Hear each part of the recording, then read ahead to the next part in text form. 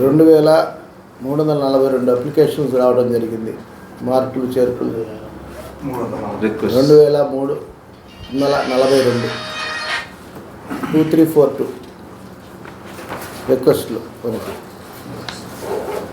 మనకి జూన్ 7 దాకా ఈ అవకాశం ఉంది. దీంట్లో కూడా కొంచెం మీ ద్వారా ఈ కొత్త బియ్యం కార్డు జారీ కోసం అప్లై చేసుకునే వాళ్ళు వచ్చి 24 రూపీస్ వాళ్ళు తీయాల్సి వస్తుంది. అదేవిధంగా రైస్ కార్డులో సభ్యులు చేరిక అది 24 రూపీస్, బియ్యం కార్డులో సభ్యులు తొలగింపు 24 రూపీస్, బియ్యం కార్డు విభజన దాని వరకు అయితే 48 రూపీస్ కొత్త చేసుకోవాలా. మళ్ళీ బియ్యం కార్డు సరెండర్ చేయటం కూడా 24 రూపీస్. అదేవిధంగా తప్పు ఆధార్ సరిదిద్దడంలో కూడా 24 రూపీస్ ఈ సేవలో మనం పే చేసుకుంటే ఇది సరి చేస్తారు. మీ ద్వారా మీరు కూడా ప్రజలకు అవేర్నెస్ తీసుకొచ్చేదానికి మీ ద్వారా తెలియజేస్తున్నాం.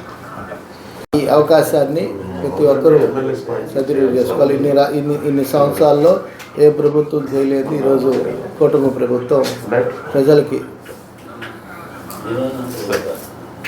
ప్రభుత్వం ప్రజా పంపిణీ వ్యవస్థను పటిష్టపరిచేదానికి ఈరోజు అడుగు ముందుకేయడం జరిగింది. Thank you sir.